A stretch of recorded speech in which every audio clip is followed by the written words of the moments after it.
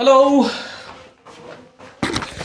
Hello guys, কি অবস্থা সবার? কেমন আছি আমরা সবাই? আশা করি সবাই অনেক বেশি ভালো আছি এবং তোমাদের তো আমি আছি মোটামুটি ঠিকঠাক। আমি সবার আগে একটু সাউন্ডটা চেক করে নিই, কারণ দিন শেষে যদি খালি বক বক করতে থাকি, সাউন্ড যদি ছুটা না যায়, তাহলে আসলে জীবনে কোনো লাভ না। যাই হোক, সবাইকে ক্লাসে স্বাগতম। আজকে আমাদের সলভ ক্লাস। আপনাদের তো এমনিতেও চলতরিতে ক্লাস চলতেছে, বাট আপনাদের ছোট্ট একটা দাবি ছিল যে ভাইয়া আপনারা যে উইকলি এক্সাম নিচ্ছেন, সে উইকলি এক্সামের সলভ শিটও তো দিচ্ছেন, বাট সলভ শিট দেখেও আমরা কিছু কিছু ম্যাথ বুঝতে পারতেছি না। তার উপর ভিত্তি করে আমাদের এই উইকলি এক্সামের সলভ ক্লাস আজকে থেকে শুরু হচ্ছে। আমি যদিও লিখে রাখছি আমরা এক্সাম 1 এবং 2 দুইটা এক্সামের কোয়েশ্চেন সলভ করব, বাট আজকে আমরা দুইটা না, আমরা একটা এক্সাম, প্রথম যে এক্সামটা এক্সাম 1 সেটার কোয়েশ্চেন সলভ করব। প্রথম 20টা কোয়েশ্চেন আমরা আজকে সলভ করব। গ্র্যাজুয়ালি তোমাদের উইকলি এক্সাম 2 এরও সলভ ক্লাস আসবে, 3 এরও আসবে, 4 এরও আসবে। যতগুলো এক্সাম আমরা নিব সবগুলোর সলভ ক্লাসও আমরাই তোমাদেরকে করাই দিব, যেন একই জিনিস নিয়ে তোমার বিভিন্ন জায়গায় দৌড়াদৌড়ি করা না লাগে, একটা জায়গা থেকেই তুমি যেন কমপ্লিট একটা নলেজ পেয়ে যাও। সো তোমাদের সাথে বলতে গেলে এটা আমার প্রথম ক্লাস। এই গ্রুপে কখনোই ক্লাস নেওয়া হয় নাই। তোমাদের সাথে একটু কথা বলে নিই নাকি? তোমরা কে কোন জায়গা থেকে জয়েন করলা? তোমরা আমার কথা শুনতে পাচ্ছ কিনা? সবকিছু ঠিকঠাক? এখানে সবকিছু ঠিকঠাক দেখা যাচ্ছে কিনা? এবং উইকলি এক্সাম 1-এ তুমি কত পাইছিলা সেটা একটু কমেন্টে জানাইতে হবে। তোমরা প্রায় 500 জনের মতো স্টুডেন্ট উইকলি এক্সাম 1-এ পার্টিসিপেট করছিল। 500 না, মনে হয় 400-র মতো এক্সাম 1টা তোমরা পার্টিসিপেট করছিলা। সো সেই এক্সামে তোমরা কত পাইছিলা সেটাও একটু কমেন্টে জানাই দিও। এবং ঠিক কোন কোন জায়গায় তোমার ভুল হয়েছিল, কিভাবে এমসিকিউ তাড়াতাড়ি সলভ করা যায়, সেগুলো নিয়ে আমরা আজকের ক্লাসে কথা বলবো। এবং তার পাশাপাশি আমরা এমসিকিউগুলোও সলভ করে যাব, কারণ এখানে আছে 20টা এমসিকিউ। সেই 20টা এমসিকিউ সলভ করার জন্য তুমি ম্যাক্সিমাম 20 মিনিটস টাইম পাবা। এখানে ঘন্টার পর ঘন্টা সময় নাই, 20 মিনিটের মধ্যেই তোমার 20টা এমসিকিউ সলভ করা লাগে বা লাগবে। সো কিভাবে ফাস্ট সলভ করা যায় সেটাই আমরা শিখবো আজকের ক্লাসে। তাহলে আমি একটু জানাই দেয় আপনারা কত পাইছিলেন উইকলি এক্সাম 1? একটু শুনি আপনাদের। আসসালামু আলাইকুম দাদা। ওয়ালাইকুম আসসালাম, কি অবস্থা? আসসালামু আলাইকুম ভাই। ওয়ালাইকুম আসসালাম দাদা। ভাবির অনুমতি নিয়ে ক্লাসে আসলেন। ভাবির অনুমতি যারা পানি খায় না, ভাবির অনুমতি যারা শ্বাস প্রশ্বাসই নেই না, ক্লাস তো বহুত পরের কথা। যাই হোক, বউয়ের বাসা থেকে, এই বেটা এই ওকে জিজ্ঞাসা করছি তুমি কোন জায়গা থেকে ক্লাস করতেছো, রিপ্লাই দিছে বউয়ের বাসা থেকে। তোমার এখনো নাক টিপলে পানি পড়ে, তোমার বউ কই থেকে আসলো বাবা? যাই হোক দাদা, আপনি কোন চ্যাপ্টার ধরবেন, কবে শুরু করবেন? আমাদের নতুন যে চ্যাপ্টারটা সেটা হচ্ছে নির্বাচনের পরে শুরু হবে, কারণ তোমাদের পারভেজ ভাইয়ের এখনো 3টা ক্লাস লাগবে। আমরা ধরে রাখতে পারি আগামী শনিবার আমাদের চলতরিত শেষ হয়ে যাচ্ছে, দেন সোমবার আমরা বিশাল বড় একটা পরীক্ষা নিব, মেগা এক্সাম নিব প্রায় 50টা এমসিকিউ এর উপর। এবং সেই এক্সামে সবার অবশ্যই পার্টিসিপেট করতে হবে, কারণ এক্সামে গিফট আছে। তোমরা বলতেছিলে না যে ভাইয়া গিফট লাগবে এক্সামে? মেগা এক্সামে তোমাদেরকে গিফট দিব। সো মেগা এক্সামে সবার পার্টিসিপেট করা লাগবে। সেই মেগা এক্সামের উপরেও একটা সলভ ক্লাস হবে। সো দেখা যাচ্ছে আমাদের নির্বাচনের আগে চলতরিটটা শেষ করতে করতেই সময় শেষ হয়ে যাবে। নির্বাচনের পর আমরা পুরো দমে নতুন আরো একটা অধ্যায় কমপ্লিট করব। সেটা কমপ্লিট হওয়ার পর আরো একটা অধ্যায় কমপ্লিট করা হবে। সো টোটাল 3টা চ্যাপ্টারের ক্লাস আমরা এই গ্রুপের মধ্যে করব। শেষ পর্যন্ত যদি তোমাদের পাই, তাহলে হয়তো বা আরো একটা চ্যাপ্টার বা কিছু সিকিউ বা বোর্ড কোয়েশ্চেন, কোনো নতুন একটা কিছু তোমাদের জন্য নিয়ে আসবো ফ্রিতেই। ঠিক আছে? ওকে ভাবি দাদা, আমি আমার বউয়ের মন থেকে দেখতেছি। খোদা, তোমাদের ক্লাস যে আমি কেন নিতে আসলাম। যাই হোক, এইচএসসি 26, ঠিক আছে। কাকে যেন ক্লাস, আচ্ছা এই যে অন্বেষা বলছে 26তম হয়েছে। বাবা সেই বৌদির দেশ থেকে দাদা। ঠিক আছে, ওকে ওকে ওকে গাইস, তাহলে আমরা ক্লাস শুরু করি। হ্যাঁ, কথাবার্তা গল্প ক্লাসের মধ্যে অনেক হবে, বাট ক্লাস করা লাগবে। এবং ক্লাস করার জন্য 3টা জিনিস লাগবে, বেশি কিছু না। একটা হচ্ছে তোমার মস্তিষ্ক, মোস্ট ইম্পর্টেন্টলি। সেকেন্ডটা হচ্ছে একটা কলম, সামনে খাতা, আর হাতে একটা ক্যালকুলেটর। কারণ যেহেতু আমরা এইচএসসি স্ট্যান্ডার্ড কোয়েশ্চেন সলভ করতেছি, অবশ্যই আমরা ক্যালকুলেটর ধরে ধরেই সলভ করব। ক্যালকুলেটর ছাড়া প্র্যাকটিসটা সেকেন্ড ইয়ার থেকে শুরু করো, ফার্স্ট ইয়ারে ক্যালকুলেটর সহ practice is good to go. Okay, তাহলে চলেন ক্লাস শুরু করা যাক। এবং ক্লাসের শুরুতেই আপনাদের বলে রাখি, আপনারা কি গেট 200 প্রোমো কোডের কথা জানেন কি না? আমাদের যে physics second paper academic two admission batch, এই ব্যাচে আমরা আগামী মাস থেকে ক্লাস শুরু করতেছি। আগামী মাস না তো, ফেব্রুয়ারি তো শুরু হয়ে গেছে। ভালোবাসার মাস থেকে আমরা ক্লাস শুরু করতেছি। এবং মোস্ট ইম্পর্টেন্টলি আজকে ফেব্রুয়ারির 1 তারিখ, ভালোবাসার মাসের প্রথম দিন। আমি তোমাদের মাঝে ভালোবাসা বিতরণ করতে আসছি সলভ ক্লাস নিয়ে। সো এই মাসে আমরা ক্লাস শুরু করব সেকেন্ড পেপার ব্যাচে। এবং সেই সেকেন্ড পেপার ব্যাচে তোমরা চাইলে এখনো 200 টাকা ডিসকাউন্টে ভর্তি হয়ে যেতে পারো। ক্লাস শুরু হওয়ার পর আমরা এই কুপন কোডটা হয়তো বা রাখবো না, ক্লাস শুরু হওয়ার আগ পর্যন্ত তোমরা এই কুপন কোডটা ব্যবহার করতে পারবা। এবং কুপন কোডটা হচ্ছে GET200। এই কুপন অ্যাপ্লাই করলে তুমি 200 টাকার একটা একটা বিশাল ডিসকাউন্ট পেয়ে যাবে আমাদের second paper academic two admission ব্যাচে। ক্লাসগুলো তো দেখতেছো, তোমরা নিয়মিত নোটও করতেছো, আই গেস বুঝতেই পারতেছো কি পরিমাণ ডেপথে গিয়ে তোমাদের পড়ানো হচ্ছে, যেন পরবর্তীতে গিয়ে তুমি এই চ্যাপ্টারগুলোতে আর কখনোই প্রবলেম ফেস না করো। সেম টার্গেট রেখে আমরা আমাদের প্রাইভেট ব্যাচেও বেস্ট পড়িয়ে যাব। তোমার কাজ হচ্ছে আমাদের ইনস্ট্রাকশনগুলো ফলো করে নিয়মিত পড়াশোনা করে যাওয়া। তার আগে ভর্তি হওয়া লাগবে এবং 200 টাকা ডিসকাউন্টে ভর্তি হওয়ার জন্য গেট 200 কুপন কোডটা অ্যাপ্লাই করে ভর্তি হয়ে যাবা। physicsofstupid.com এ গিয়েই প্রথমেই কোর্সটা খুঁজে পাবা। যে কোনো দরকারে আমাদের পেজ অথবা হোয়াটসঅ্যাপে একটা নক করে দিও। ওকে, তাহলে চলো আমরা শুরু করে দিচ্ছি আমাদের প্রথম এমসিকিউ। Let's go. এগুলা কি পারছিলা? বলো দেখি, কে যেন 26তম হয়েছিল, প্রথমটা সলভ করতে পারছিলা? প্রথমটা সবচেয়ে সহজ প্রশ্ন। কি বলছে? আসো, কোন পরিবাহীর মধ্যে দিয়ে প্রবাহিত আধানের সমীকরণ তোমাকে দিয়ে দিছে এবং আধানটা হচ্ছে একটা টাইমের ফাংশন আকারে দেওয়া আছে। প্রশ্ন করছে t is equals to 0 second হতে t is equals to 2 second সময়ের মধ্যে গড় তড়িৎ প্রবাহ কত? বলো, গড় তড়িৎ প্রবাহ কেমনে বের করে? এভারেজ কারেন্ট মনে আছে তো নাকি? ক্লাসের মধ্যেই শিখছো। I average is equals to del Q divided by del T। একটা নির্দিষ্ট সময় জুড়ে আমার পরিবাহীর মধ্যে টোটাল কতটুকু চার্জ ফ্লো করছে ডিভাইডেড বাই সময়ের মান, এইটাই হচ্ছে এভারেজ কারেন্ট। আরেকটা আবার কি? একটা নির্দিষ্ট সময় জুড়ে আমার পরিবাহীর মধ্যে টোটাল কতটুকু চার্জ ফ্লো করছে ডিভাইডেড বাই ওই সময়ের মান, সেটাকে আমরা কি বলি? গড় কারেন্ট। যেমন করে গড় বেগ বের করতাম, টোটাল দূরত্ব ডিভাইডেড বাই টোটাল সময়, সেম কাহিনী, total charge divided by total সময়, এটাই হচ্ছে এভারেজ কারেন্ট। তাহলে আমার দেখা লাগবে 0 সেকেন্ড থেকে শুরু করে 2 সেকেন্ডের মধ্যে মোট কতটুকু চার্জ প্রবাহিত হয়েছে, দেন সেই চার্জের মানকে সময় দিয়ে ভাগ করে দাও, তুমি এভারেজ কারেন্টের মান পেয়ে যাবা। তাহলে বলো 0 সেকেন্ডে কতটুকু চার্জ গেছে, দেখি তো পারি কিনা। 0 সেকেন্ডে কতটুকু চার্জ গেছে কেমনে বের করব? চার্জের যে সমীকরণটা আছে সেখানে টি এর ভ্যালু 0 বসাই দাও, তাইলে 0 সেকেন্ডের চার্জ পেয়ে যাবা। টি এর মান যদি 0 বসাই, এইটাও 0 এইটাও 0, তার মানে 0 সেকেন্ডে কোনো চার্জই প্রবাহিত হয় নাই। এবার দেখো 2 সেকেন্ডে কতটুকু চার্জ প্রবাহিত হয়েছে। চলো টি এর মান 2 বসিয়ে দাও, কত আসবে? 2 কে স্কোয়ার করলে কত হয়? 4, 4 4 16, আর এখানে 2 যোগ 4, তার মানে হচ্ছে 16 প্লাস 4 20 কুলম। এখানে যে টাইমের জায়গায় খালি 2 বসে দাও, তাহলে চলে আসবে 20 কুলম। বুঝেছো? সহজ। তাহলে দেখো 0 সেকেন্ডে 0 কুলম চার্জ গেছে, 2 সেকেন্ডে মোট 20 কুলম চার্জ গেছে। তাহলে 0 থেকে 2 সেকেন্ড পর্যন্ত টোটাল কতটুকু চার্জ গেছে? খুবই সহজ, del Q is equals to 2 সেকেন্ডে প্রবাহিত টোটাল চার্জ মাইনাস 0 সেকেন্ডে প্রবাহিত টোটাল চার্জ, মানে 20 মাইনাস 0, 20 কুলম। বুঝেছো? সো আমরা প্রথম 2 সেকেন্ডে প্রবাহিত টোটাল চার্জ পেয়ে গেছি। এবার কাজ কি? এভারেজ কারেন্ট বের করা। টোটাল চার্জকে সময় দিয়ে ভাগ করলে এভারেজ কারেন্ট পাওয়া যাবে। তাহলে এভারেজ কারেন্ট কত হবে? I average is equals two total প্রবাহিত চার্জ 20 ডিভাইডেড বাই এইটুক চার্জ প্রবাহিত হইতে মোট কতটুকু সময় লাগছে। 0 থেকে 2 সেকেন্ড মানে 2 সেকেন্ড সময়, তাহলে 2 ampere. This is our final answer. Okay, দেখো ম্যাথ আবিষ্কার করে ফেলছি ভাই। 20 ডিভাইডেড বাই 2 সমান লিখছি 2। জীবনটা যে আসলে একটা বেদনা, ঠিক আছে? যাই হোক, কি আর বলবো, আমি আসলে মাঝে মধ্যে তোমাদের মনোযোগটা একটু চেক করি। ভুল তো আসলে করতে পারি না, ভুল কেমনে করবো বলো? তোমাদের বাজিয়ে দেখার জন্য মাঝে মধ্যে ইচ্ছাকৃতভাবে ভুল করি। বলো 20 বাই 2 সমান কত? 10 অ্যাম্পিয়ার। তাহলে অ্যান্সার কি হবে? 2 অ্যাম্পিয়ার না, অ্যান্সার হবে 10 অ্যাম্পিয়ার। বুঝছো? সহজ না একদম?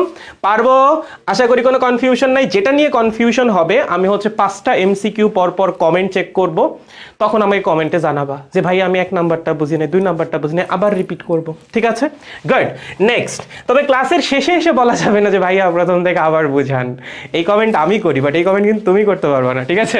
ওকে, 2 নাম্বারটা কি বলছে? একটা তারের মধ্যে দিয়ে প্রবাহিত কারেন্টের সমীকরণ তোমাকে দিয়ে দিছে, দিয়ে প্রশ্ন করছে 1 সেকেন্ড থেকে 2 সেকেন্ড পর্যন্ত মোট কতটুকু আধান প্রবাহিত হলো। তোমাকে কারেন্টের একটা ফাংশন দিয়ে দিছে যেটা টাইমের সাপেক্ষে প্রকাশিত, সেখান থেকে তোমার চার্জ বের করা লাগবে, টোটাল প্রবাহিত চার্জ। কেমনে বের করে বলো তো? ইন্টিগ্রেশনের মাধ্যমে। এই জিনিস আমরা ক্লাসে দেখছিলাম। ইনস্ট্যান্টেনিয়াস কারেন্টের ইকুয়েশন কি রে? ইনস্ট্যান্টেনিয়াস কারেন্ট হচ্ছে ডি কিউ বাই ডিটি। চার্জকে টাইমের সাপেক্ষে ডিফারেন্সিয়েট করলে হচ্ছে ইনস্ট্যান্টেনিয়াস কারেন্ট বা তাৎক্ষণিক কারেন্ট পাওয়া যায়। এখান থেকে আমরা লিখতে পারি D Q is equals to I DT. Okay, এটা কি বের করলাম বলো তো? এটা হচ্ছে ক্ষুদ্র সময় ডিটিতে প্রবাহিত চার্জ, একদম অল্প সময় ব্যবধানে কতটুকু চার্জ প্রবাহিত হয়েছে সেটা আমরা বের করতে পারবো। বাট আমার কি অল্প সময়ে প্রবাহিত চার্জ লাগবে? না, আমার লাগবে 1 সেকেন্ড থেকে 2 সেকেন্ড পর্যন্ত প্রবাহিত চার্জ, একটা বড় সময় জুড়ে প্রবাহিত চার্জ। তার জন্য কি করতে হবে? ইন্টিগ্রেশন করতে হবে। তাহলে টোটাল প্রবাহিত চার্জ ডেল কিউ হবে ইন্টিগ্রেশন অফ ডি কিউ অথবা integration of I DT. Okay, তাহলে চল এখানে লিখতেছি, হ্যাঁ, del Q is equals to integration of I DT. I মানে কি? এই যে আই এর সমীকরণ দেওয়া আছে টাইমের সাপেক্ষে, 6t² - 1 dt। লিমিট বসাইতে হবে না? লিমিট তো বসাইতে হবে। তুমি কোন সময় থেকে কোন সময় পর্যন্ত ইন্টিগ্রেশন করবা? প্রথমত লিমিট হিসেবে কার মান বসে? যার সাপেক্ষে ইন্টিগ্রেশন, লিমিট হিসেবে তার মানই বসাইতে হয়। তোমার দেখা লাগবে ইন্টিগ্রেশনের শুরুতে তার মান কত, সেটা হবে লোয়ার লিমিট, এবং ইন্টিগ্রেশনের শেষে যেখানে গিয়ে তুমি ইন্টিগ্রেশন করা শেষ করবা সেখানে তার মান কত, সেটা হবে আপার লিমিট। তাহলে আমাদের ইন্টিগ্রেশন টাইমের সাপেক্ষে, লিমিট হিসেবে টাইমের মান বসবে। আমরা কত সময় থেকে কত সময় পর্যন্ত ইন্টিগ্রেশন করব? আমাদের চার্জ কত সময় থেকে কত সময় পর্যন্ত বের করা লাগবে? 1 সেকেন্ড থেকে 2 সেকেন্ড পর্যন্ত। তাহলে আমরা ইন্টিগ্রেশন শুরু করব 1 সেকেন্ড থেকে, ইন্টিগ্রেশন শেষ করব 2 সেকেন্ডে গিয়ে। তার মানে লোয়ার লিমিট হবে 1, আপার লিমিট হবে 2। খুবই সহজ। এখন জাস্ট ইন্টিগ্রেশন করো। যদি এখানে ইন্টিগ্রেশন করা হয় তাহলে আসবে 6t³ ডিভাইডেড বাই 3 মাইনাস হচ্ছে t, লিমিট যদি বসায় দাও তাহলে এখানে আসবে 1 থেকে 2। লিমিট বসানোর সিস্টেমও খুব সহজ। প্রথমে আপার লিমিট বসাবা, দেন হচ্ছে মাইনাস দিয়ে লোয়ার লিমিট বসাবা। তাহলে প্রথমে আপার লিমিট বসাও, কত আসবে বলো? 6/3 মানে হচ্ছে 2, সো একবার এখানে 2 লেখা দিতে পারো। 2 multiplied by 2 to the power cube minus 2। কি বসাইলাম? Upper limit. এবার লোয়ার লিমিট বসাও মাইনাস দিয়ে, তাহলে মাইনাস 2 ইন্টু 1 কিউব, এটা মাইনাসে মাইনাসে হয়ে যাবে প্লাস 1। বুঝেছো? সহজ।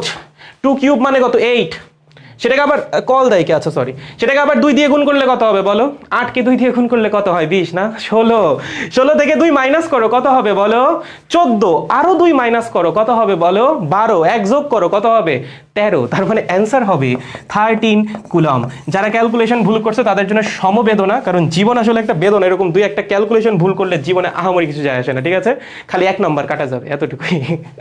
তুমি যদি মানতে রাজি হও যে না, এরকম ক্যালকুলেশন ভুলের জন্য আমার 1 নাম্বার গেলে যাক, তাহলে তুমি আসলে জগতের মোহমায়া কাটাই গেছো। আর তোমার যদি মনে হয় যে না, এখনো আমার জগতে থাকা দরকার, তাহলে এরকম ভুল করা যাবে না, ক্যালকুলেশন মিস্টেক করা যাবে না। 1 নাম্বার অনেক গুরুত্বপূর্ণ। ঢাকা ভার্সিটিতে 1 নাম্বার কম পাও মানে কি জানো? তুমি মোটামুটি 100 থেকে 150 জনের পিছনে। তো জীবনে 1 নাম্বারের গুরুত্ব অপরিসীম। তাহলে কাজ খুব সহজ। আমাকে যদি কারেন্টের ফাংশন দিয়ে দেয়, টাইমের ফাংশন আকারে কারেন্টের সমীকরণ দিয়ে দেয়, সেখান থেকে প্রবাহিত চার্জ বের করতে বলে একটা নির্দিষ্ট সময়ের মধ্যে, আমি যেটা করব কারেন্টকে ইন্টিগ্রেশন করে দিব। ইন্টিগ্রেশনের লিমিট হবে আমি কোন সময় থেকে কোন সময় পর্যন্ত প্রবাহিত চার্জ বের করতে চাই।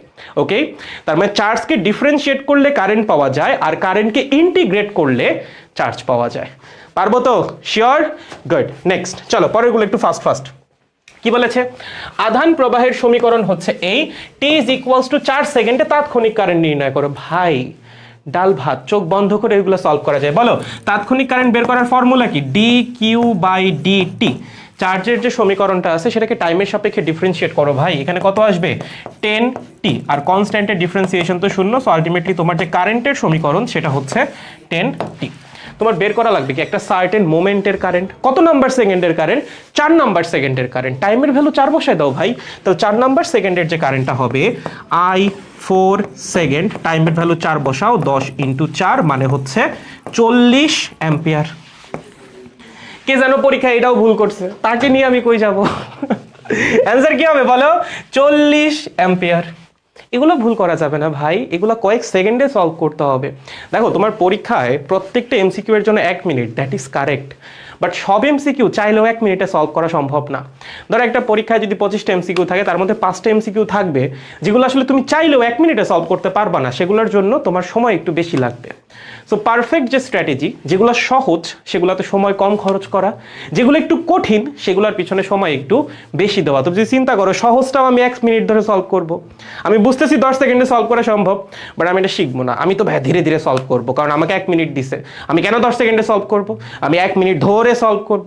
তো যেটা সলভ করার জন্য 1.5 মিনিট লাগবে, সেটা তুমি 1 মিনিটে কেমনে সলভ করবা? তো যেগুলো সহজ এমসিকিউ সেগুলোর সময় বাঁচাইতে হবে, যেগুলো কঠিন সেগুলোর পিছনে এই বাঁচানো সময়টা ইনভেস্ট করা লাগবে। এই টাইপের এমসিকিউ সলভ করতে কখনোই 1 মিনিট সময় অপচয় করা যাবে না। 30 সেকেন্ড 40 সেকেন্ডের মধ্যে এগুলো সলভ করে বাকি 30 সেকেন্ড কঠিনটার পিছনে। ঠিক আছে? গুড। নেক্সট আসো সাইন, ভাইয়া সাইন দেখলেই ভয় লাগে, ভয় পাওয়া যাবে না। তোমাকে পরিবর্তী প্রবাহ মানে কারেন্ট দিয়ে দিছে, কারেন্টের সমীকরণ দিয়ে দিছে, আবারও টাইমের ফাংশন আকারে দিয়ে বলছে টি ইজ ইকুয়ালস টু 0 সেকেন্ড থেকে টি ইজ ইকুয়ালস টু 0.5 সেকেন্ড সময়ে প্রবাহিত আধান কত? বলো, কারেন্ট যদি দেওয়া থাকে সেখান থেকে যদি একটা নির্দিষ্ট সময় ব্যবধানে প্রবাহিত চার্জ বের করতে বলে বা আধান বের করতে বলে, কি করি আমরা? কারেন্টকে টাইমের সাপেক্ষে ইন্টিগ্রেশন করি। তাহলে আসো, প্রবাহিত চার্জ হবে হচ্ছে integration of I D T. Current কত গো? কারেন্ট হচ্ছে 2 sin pi t dt। ওকে, লিমিট কি হবে বলো? বলো বলো, কত সময় থেকে কত সময়ের চার্জ চাও? 0 থেকে 0.5। তাহলে লোয়ার লিমিট হচ্ছে 0, আপার লিমিট হচ্ছে 0.5। এবার ইন্টিগ্রেশন করো, দুই তো কনস্ট্যান্ট, দুই বাইরে চলে আসবে। সাইনের ইন্টিগ্রেশন কি ভাইয়া? সাইনের ইন্টিগ্রেশন কস। সাইনের ডিফারেন্সিয়েশন কস, সাইনের ইন্টিগ্রেশন মাইনাস কস। তাহলে এখানে আসবে মাইনাস কস পাই টি। আর এখানে থাকার কথা ছিল টি, বাট আসে হচ্ছে পাই টি, তার জন্য নিচে পাই দিয়ে ভাগ। লিমিট হবে 0 থেকে 0.5। বেসিক ত্রিকোণমিতির ইন্টিগ্রেশন ভাই, এগুলা পারা লাগবে, কিন্তু এইসব সূত্র জানা থাকা লাগবে। Okay good. তাহলে আসলে আমরা ডেল কিউবের মানটা বের করে ফেলি। এখান থেকে পাইটাকে বাইরে নিয়ে আসি বা মাইনাসটাকেও বাইরে নিয়ে আসি, তাহলে -2/পাই। এবার হচ্ছে ভিতরে লিমিট বসাও, যদি ভিতরে লিমিট বসানো হয়, প্রথমে আপার লিমিট বসাও, তাহলে আসবে হচ্ছে কস, একটু জায়গা পাইলে মনে হয় ভালোই তো। অনুপম কি আর এমনি এমনি বলছিল বলো জায়গা আছে? এই যে অনুপম এরকম ম্যাথ করতে গিয়ে এখানে গিয়ে শেষ হয়ে যাইতো, তখন বলতো জায়গা আছে। চলো আসো, এখান থেকে আমরা ডেল কিউবের মানটা বের করব। তাহলে আমাদের মাইনাস পাইটাকে হচ্ছে বাইরে নিয়ে আসি, তাহলে -2/পাই। আর ভিতরে কি আছে? কস পাই টি। প্রথমে আপার লিমিট। আচ্ছা, লিমিট কার পরিবর্তে বসানো হয় ভাই? আমি পাইয়ের পরিবর্তে লিমিট বসাই। যার সাপেক্ষে ইন্টিগ্রেশন তার পরিবর্তে লিমিট বসাইতে হবে। ইন্টিগ্রেশন কার সাপেক্ষে? টাইমের সাপেক্ষে। সো লিমিটের মান বসবে টি এর পরিবর্তে। ওকে, সো প্রথমে আপার লিমিট কার পরিবর্তে? টি এর পরিবর্তে। 0.5 মানে কি? হাফ। তাহলে এখানে আসবে হচ্ছে cos π/2। ঠিক আছে, মাইনাস দিয়ে লোয়ার লিমিট। লোয়ার লিমিট কত? 0। cos 0। ঠিক আছে, তাহলে এখানে বসবে cos 0। চলো এবার তুমি ক্যালকুলেশন করো। এখানে আছে -2/পাই। বলো cos π/2 এর মান কত? ভাইয়া π/2 কি জিনিস? 90 ডিগ্রি বেটা। cos 90 ডিগ্রির মান কত? 0 রে। কত? 0। যে এটা পারো না একদম ক্লাস 7 এ ভর্তি করে দিব। সে ক্লাস 7 এ কি ত্রিকোণমিতি ছিল? যাই হোক, যেই ক্লাসে ছিল সেই ক্লাসে ভর্তি করে দিব। cos 0 এর মান কত? 1। তাহলে এখানে আসবে হচ্ছে 1। মাইনাসে মাইনাসে প্লাস হয়ে যাবে, আলটিমেটলি থাকবে 2/পাই কুলম। এটাই হচ্ছে 0 সেকেন্ড থেকে 0.5 সেকেন্ড পর্যন্ত প্রবাহিত টোটাল চার্জ। তার মানে এই যে এটা 2/পাই coulomb. This will be the final answer. বুঝছো? কঠিন নাকি? বেশি সহজ, এগুলা কঠিন না। চলো নেক্সট, এরপরেরটা সলভ করে তোমাদের কমেন্ট দেখবো কার কোনটায় সমস্যা। আর যে হচ্ছে আমার আগে সলভ করতে পারবা তাকে আজকে একটা বিয়ে দিয়ে দিব। ওকে চলো, 5 নম্বর এমসিকিউটা আমার আগে সলভ করতে পারলেই আজকে বিয়ে দিব। কি বলছে? আচ্ছা 5 নাম্বার তো বেশি সহজ, অনেক মানুষ পারবা ভাই। কয়জনের বিয়ে দিব? আচ্ছা ঠিক আছে, আসো পড়ো পড়ো, কোয়েশ্চেন পড়ো। একটা তারকে টেনে লম্বা করে এর দৈর্ঘ্য 3 গুণ করা হলো। তারটার নতুন রোধ পূর্বের রোধের কত গুণ হবে? শোনো, তারকে যদি টেনে লম্বা করা হয় তার জন্য একটা সূত্র আছে, সবসময় মাথায় রাখবা। যদি তারকে টেনে লম্বা করা হয় তাহলে ফাইনাল রোধ হবে ইনিশিয়াল রোধের n² গুণ। কি? ফাইনাল রোধ হবে ইনিশিয়াল যে রোধ বা শুরুর যে রোধ তার n² গুণ। ভাইয়া n মানে কি? n মানে হচ্ছে তুমি তারকে টেনে কত গুণ লম্বা করছো। কি? তুমি তারকে টেনে কত গুণ লম্বা করছো, সেটাই হচ্ছে n। ভাইয়া এই সূত্রকে আমি রিটেনে অ্যাপ্লাই করব না, এত সুবিধা ভোগ করা যাবে না। এইসব সূত্র এমসিকিউ এর জন্য, তুমি এমসিকিউতে অ্যাপ্লাই করবা, রিটেনে এসব অ্যাপ্লাই করা যাবে না। তাহলে দেখো, আমরা তারকে টেনে কত গুণ লম্বা করছি? 3 গুণ করছি। তার মানে n এর মান হচ্ছে 3। তাহলে 3² মাল্টিপ্লাইড বাই ri মানে 9 গুণ। শেষ ভাই, একদম সহজ। তার মানে ফাইনাল রোধ হবে ইনিশিয়াল যে রোধ বা আদি যে রোধ তার 9 গুণ। তাহলে অ্যান্সার এই যে 9 গুণ। পরীক্ষায় কে যেন 1/3 দিছিল, মনটা চাচ্ছিল। থাক, কিছু বললাম না, তোমরা ছোট ভাই বোন, কি আর বলবো তোমাদেরকে। তাহলে মনে থাকবে, তারকে যদি টেনে লম্বা করা হয় ফাইনাল রোধ সব সময় n² গুণ হবে। nটা কি? আমরা তারকে টেনে কত গুণ লম্বা করছি, সেই গুণটা হচ্ছে n বা n এর মান বসাই দিলেই ম্যাথ সলভড। ওকে, এবার দেখি কে কে পারছো। চলো, কাকে কাকে বিয়ে দেওয়া লাগবে গো? দাদা কিউট দানি, তোমরা জ্বালাচ্ছ কেন আমাকে, কি সমস্যা তোমাদের? ওকে, আপনি যদি বিয়ে না করেন দাদা, তাইলে আমরা কেমনে বিয়ে করব? তোমাদের বিয়ে দিব দেখেই তো এখনো নিজে বিয়ে করি নাই। তোমাদেরকে বিয়েটা দিয়ে তারপর আমি বিয়ে করব, ঠিক আছে? তাহলে আপনি জানলে অবাক হবেন যে আলু ভর্তা করতে আলু লাগে। দেখ প্রতীক, তুই thanks man, thanks for the information. খুবই রেয়ার একটা ইনফরমেশন তুমি আমাদের মাঝে শেয়ার করেছো। তোমাকে একটা গায়েবী নোবেল আমরা দিয়ে দিব, সমস্যা নাই, ঠিক আছে? দাদা জিলাপি দেন, কি একটা জ্বালা।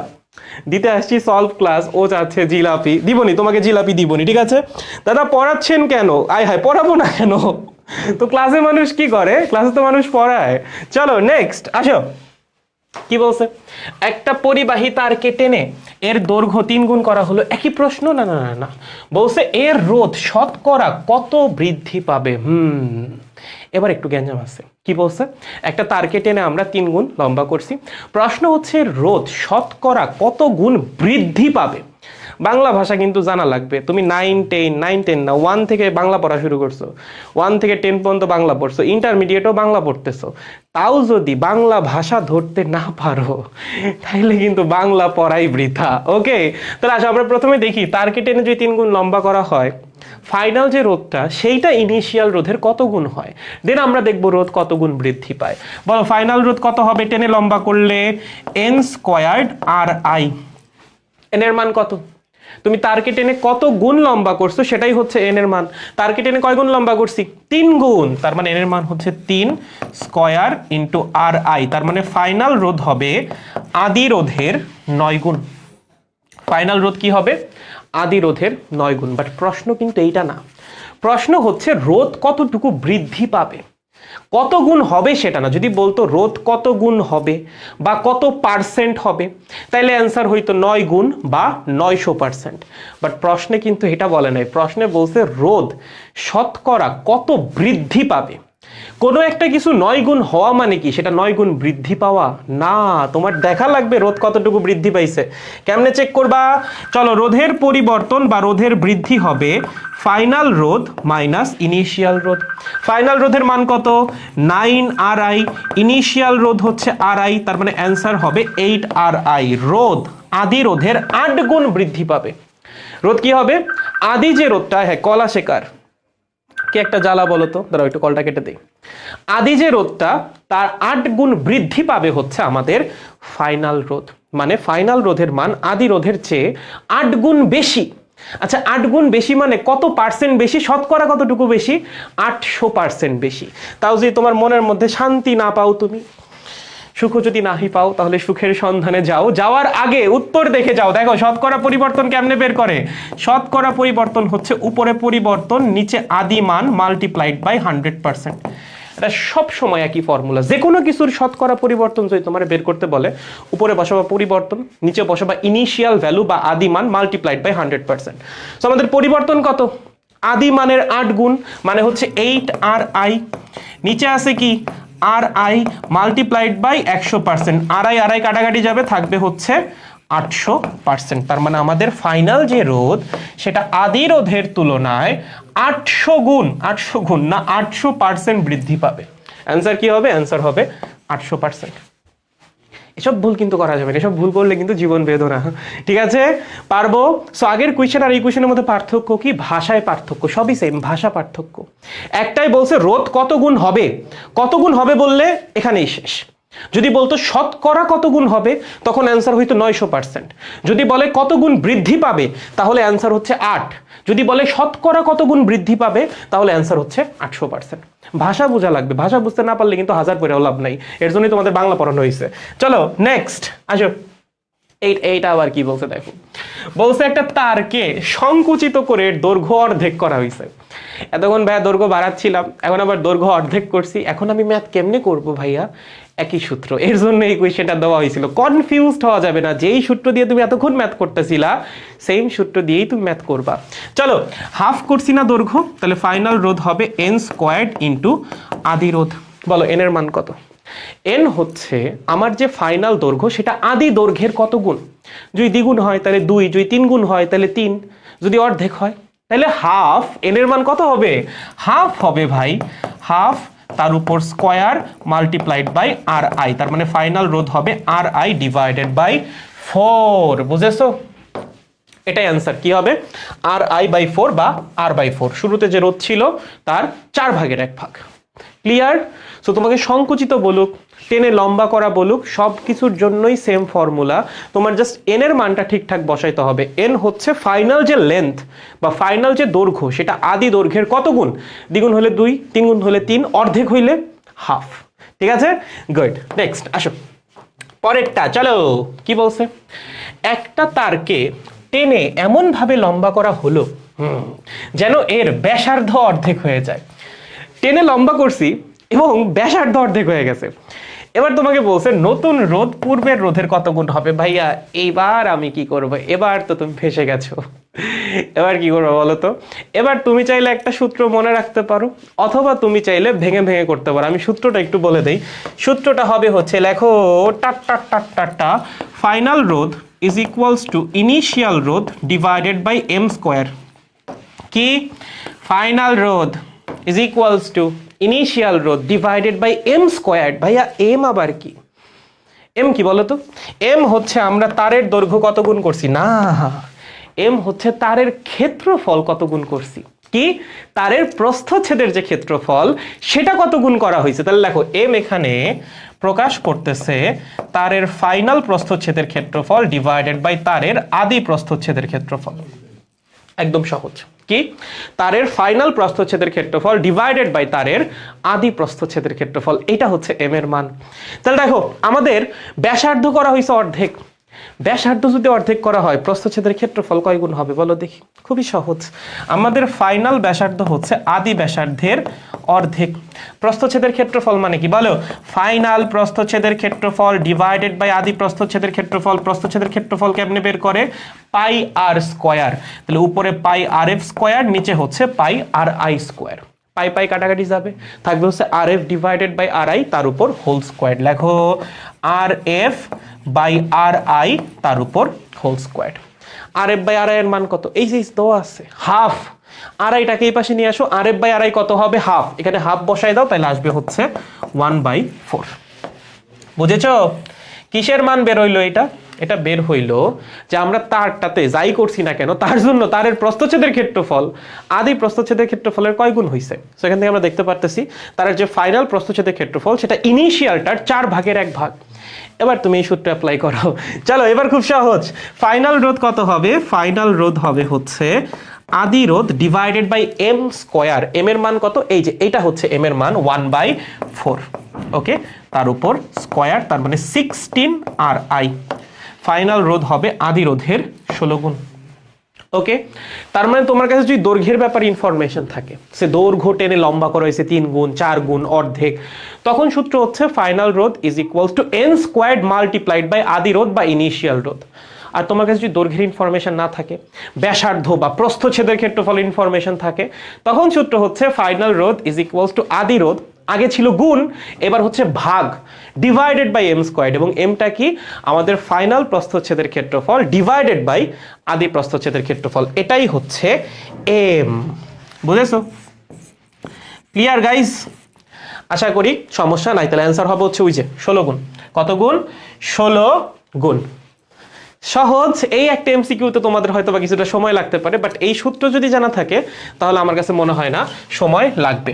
আবারও বলতেছি, এই যে শর্টকাট যাই আমরা ডিসকাস করতেছি ক্লাসের মধ্যে, এগুলো কেবলমাত্র তুমি এমসিকিউতে অ্যাপ্লাই করবা, রিটেনে কখনোই না। রিটেনে অ্যাপ্লাই করলে কিন্তু স্যার যদি চায় তোমার নাম্বার কাটতে পারে এবং তুমি কমপ্লেনও করতে পারবা না। সো রিটেনে বা সৃজনশীলে যখন এই ধরনের কোয়েশ্চেন আসে তখন ব্যাখ্যা করে অ্যান্সার করাটাই সবচেয়ে বুদ্ধিমানের কাজ, যেমনটা তোমাদের ক্লাসে শেখানো হয়েছে। বাট যদি এমসিকিউতে আসে, ব্যাখ্যা করে সলভ করাটা সবচেয়ে বোকামির কাজ, কারণ তোমার ব্যাখ্যা কেউ দেখবে না, তোমার এমসিকিউ এর অ্যান্সারটাই দেখবে। সো যত শর্টকাটে করা যায় তত তোমার জন্য ভালো। চলো নেক্সট, শেষ। এটা কি বলছে? 100 ওম রোধের একটা তারকে টেনে দ্বিগুণ লম্বা করা হলো। এবার এই লম্বা তারটাকে আদি মানের আর একটা তারের সাথে সমান্তরালে যুক্ত করা হলো। তুল্য রোধের মান কত? হ্যাঁ কি? আবার 10 ওম, 100 না, 10 ওম রোধের একটা তারকে টেনে দৈর্ঘ্যে দ্বিগুণ করা হয়েছে। এরপর এই তারটাকেই আগের যে তার ছিল তার সাথে সমান্তরালে যুক্ত করা হয়েছে। প্রশ্ন হচ্ছে তুল্য রোধ কত হবে। তাহলে দেখো আমাদের কাছে দুইটা তার আছে, এটা হচ্ছে আমাদের প্রথম তার। ওকে, এই তারের রোধ কত? এই তারের রোধ হচ্ছে 10 ওম। এখন আমরা এরকমই 10 ওম রোধের একটা তার নিছি, সেটাকে টেনে দৈর্ঘ্যে দ্বিগুণ করছি। আচ্ছা, দৈর্ঘ্যে যদি দ্বিগুণ করি ওর রোধ কি 10 ওম থাকবে? যদি বলো থাকবে, তাহলে কিন্তু খবর আছে, এতক্ষণ ধরে কি পড়াইলাম ভাই। একটা তারকে টেনে যদি তুমি লম্বায় দ্বিগুণ করো তার রোধ চেঞ্জ হয়ে যাবে না? অবশ্যই চেঞ্জ হয়ে যাবে। তার রোধ কত হবে? ফাইনাল রোধ হবে হচ্ছে n স্কোয়ার্ড মাল্টিপ্লাইড বাই আদি রোধ। টেনে কয় গুণ করছি? দ্বিগুণ করছি, তার মানে n এর মান হচ্ছে 2, স্কোয়ার করলে 4। শুরুতে রোধ ছিল কত? 10, তার মানে পরিবর্তনের পর তারের নতুন রোধ হয়ে যাবে 40 ওম। এবং আমরা একটা কাজ করছি নাকি অকাজ করছি, কিছু একটা করছি। এই 40 ওম মানের রোধের তারটাকে আগের যে তারটা ছিল তার সাথে সমান্তরালে যুক্ত করে দিছি। তার মানে ওকে আমরা যুক্ত করে দিয়েছি এখানে কত? 40 ওম। প্রশ্ন হচ্ছে এদের তুল্য রোধ কত হবে? বলো, দুইটা তার যদি সমান্তরালে যুক্ত থাকে বা দুইটা রোধ যদি সমান্তরালে যুক্ত থাকে, তুল্য রোধ কিভাবে বের করো? দুইটা রোধের মানের গুণফল 10 × 40 ডিভাইডেড বাই তাদের মানের যোগফল, তার মানে 400 ডিভাইডেড বাই 50 কত হবে? 8 ওম। 5 × 8 = 40। বুঝেছো? 8 ওম হবে আমাদের ফাইনাল অ্যান্সার। সহজ না? এগুলো কিন্তু 1 মিনিটে খুব ইজিলি সলভ করে ফেলা পসিবল। সো কনফিউজড হওয়া যাবে না, ইউনিট প্র্যাকটিস। যখন তোমার প্র্যাকটিস থাকবে তখন এই ধরনের কোয়েশ্চেন 1 মিনিট কেন, তুমি 30 সেকেন্ডেও সলভ করতে পারবা। আর যদি প্র্যাকটিস না থাকে তখন এই 1 মিনিটের কোয়েশ্চেনটাও তোমার কাছে 1.5-2 মিনিট লেগে যাইতে পারে, বাট তোমার বন্ধু কিন্তু 30 সেকেন্ডে সলভ করে ফেলবে। সো তোমার প্র্যাকটিস করাটা সবচেয়ে বেশি গুরুত্বপূর্ণ। যত বেশি প্র্যাকটিস করবা এই সব জিনিস তোমার কাছে তত বেশি ইজি হয়ে যাবে। হয় না, দেখতে দেখতে একটা সময় মুখস্থ টাইপের হয়ে যায়, ওরকম হয়ে যাবে। ঠিক আছে? ওকে, আশা করি বুঝতে পারতেছেন। এবার হচ্ছে 10 নম্বর এমসিকিউ, আবার একটা সুযোগ বিয়ে করার। 10 নম্বর এমসিকিউটা যে আমার আগে সলভ করতে পারবা তাকে আজকে বিয়ে করাই দিব আর কি, সরি বিয়ে করাই দিব। আচ্ছা, ও মাই গড, সরি। 10 নম্বরটাও কি বলছে? একটা তারের প্রস্থচ্ছেদের ক্ষেত্রফল এত, মুক্ত ইলেকট্রন ঘনত্ব এত, তারটাতে এতখানি কারেন্ট প্রবাহিত হয়েছে, তারণ বেগ কত? এই ড্রিফট ভেলোসিটির ফর্মুলা কি ছিল? I is equals to navy. কি? I is equals to navy. ভাইয়া এই সূত্র তো দেখি নাই, এখন দেখবা NAV, এটা কি? নেভি, তাই না? এই যে ভি এর মান বের করা লাগবে, তারণ বেগ। চলো, তারণ বেগ কত হবে? V is equals to I divided by NAE। বলো কতটুক কারেন্ট গেছে? কোয়েশ্চেনেই দেওয়া আছে কারেন্ট গেছে হচ্ছে তার মুক্ত ইলেকট্রন। ও না না না, এটা না, আমরা এখানে আরেকটু খেলাধুলা করব। কিরকম? দেখো, তোমায় কারেন্ট দেওয়া নাই, তোমাকে হচ্ছে প্রস্থচ্ছেদের ক্ষেত্রফল যদিও দিয়ে দিচ্ছে। ও না, কারেন্ট তো দেওয়াই আছে। দেখছো, আমি একটু বলদ হয়ে গেছি, চোখে দেখতেছি না। তারটাতে 6.4 অ্যাম্পিয়ার। আমি আসলে দেখছিলাম, আমি চাচ্ছিলাম তোমরা দেখো কিনা, এর জন্য হচ্ছে একটু অভিনয় করলাম। ওকে, তাহলে দেখো কারেন্টের মান দেওয়া আছে, বসায় দাও 6.4। তোমাদেরকে বিয়ে করা আরো একটা সুযোগ দিলাম এর জন্যই, যে না দেখি তোমরা পারো কিনা। ডিভাইডেড বাই এন কত? এন হচ্ছে তারের একক আয়তনে ইলেকট্রন সংখ্যা দেওয়া আছে, মুক্ত ইলেকট্রন ঘনত্ব 4 × 10⁻28। তো আমরা এটা বসাই দিব সরাসরি। এন এর মান হচ্ছে 4 × 10⁻28। এর মান প্রস্থচ্ছেদের ক্ষেত্রফল, সেটাও দেওয়া আছে 2 × 10⁻⁻6। এবং ই হচ্ছে ইলেকট্রনের চার্জ, সেটা 1.6 × 10⁻⁻19। এখন তো ক্যালকুলেটার, এটা কি আমি করব? এটাকে আমি হাতে হাতে করবো? দেখবা হাতে হাতেও করা সম্ভব। করি, চলো আসো, let's give it A try. ধরো এটা অ্যাডমিশন আসছে এবং তোমার কাছে ক্যালকুলেটর নেই, এটা আসলে ক্যালকুলেটর ছাড়াই সলভ করা যাবে। দেখি, তো সহজ মনে হচ্ছে। দেখি তো কি হয়। উপরে আছে 6.4, নিচে আছে হচ্ছে 4 আর 2 মানে হচ্ছে 8। এটাকে এভাবে রাখো, মাল্টিপ্লাইড বাই হচ্ছে 1.6। ওকে, আর 10 টু দি পাওয়ার গুলার হিসাব করো। এখানে আছে হচ্ছে 10⁻28, এখানে আছে 25, 10⁻3, তার মানে 10⁻³ if I am not wrong. Okay, এখন তো বোঝাই যেতেছে কি হবে। 1.6 16, 4 16 হচ্ছে 64, তাহলে 4 0.5 × 10⁻³ এটা বের করতে বলছে। বেগ এত মিটার পার সেকেন্ড, তাহলে অ্যান্সার হবে এটা। এগুলো ক্যালকুলেটর ছাড়াও সলভ করা যায় এবং এই টাইপের কোয়েশ্চেনই কিন্তু অ্যাডমিশনে আসে। তোমরা জানো ঢাকা ভার্সিটিতে ক্যালকুলেটর ব্যবহার করা যায় না, জাহাঙ্গীরনগরে ক্যালকুলেটর ব্যবহার করা যায় না, এবং অনেক ইউনিভার্সিটি আছে যেখানে অ্যাডমিশন টেস্টে ক্যালকুলেটর অ্যালাউড নেই এবং সেখানে কিন্তু এই ধরনের ম্যাথ আসে। তোমার কাছে মনে হবে না জানি কি কঠিন ক্যালকুলেশন, এটার জন্য তোমার ক্যালকুলেটর দরকার আছে? না ভাই, তুমি প্রথমে 10 এর পাওয়ারগুলো আলাদা হিসাব করো। এখানে আছে 28, এখানে আছে 25, 28 প্লাস 25 মাইনাস, তার মানে নিচে থাকবে 10 টু দি পাওয়ার 3, উপরে গেলে 10 টু দি পাওয়ার -3, উপরে আছে 6.4, নিচে আছে 4 × 2 × 1.6, 4 আর 2 কে একসাথে লেখো 8, 1.6 কে আলাদা লেখো। 6.4 এটাকে চিন্তা করো 64, 1.6 এটাকে চিন্তা করো 16, মানে উপরেও 10 দিয়ে গুণ করছো, নিচেও 10 দিয়ে গুণ করছো। 64 16 দিয়ে কয়বার ভাগ যায়? 4 বার, তাহলে উপরে 4 নিচে 8, 4 কে 8 দিয়ে ভাগ করলে কত হবে? 0.5, অ্যান্সার হবে 0.5 × 10 to the power -3 metre per second. দেখো বুঝছো কিনা? দেখো এই পর্যন্ত কারো কোনো সমস্যা আছে বলো? এখন তোমার জীবনে যদি সমস্যা হয় সেটা সমাধান কিন্তু আমি দিতে পারবো না। ম্যাথে কোনো সমস্যা আছে নাকি সেটা আমাকে বলো। দেখো বুঝছি কি না গাইস, ক্লিয়ার কি না?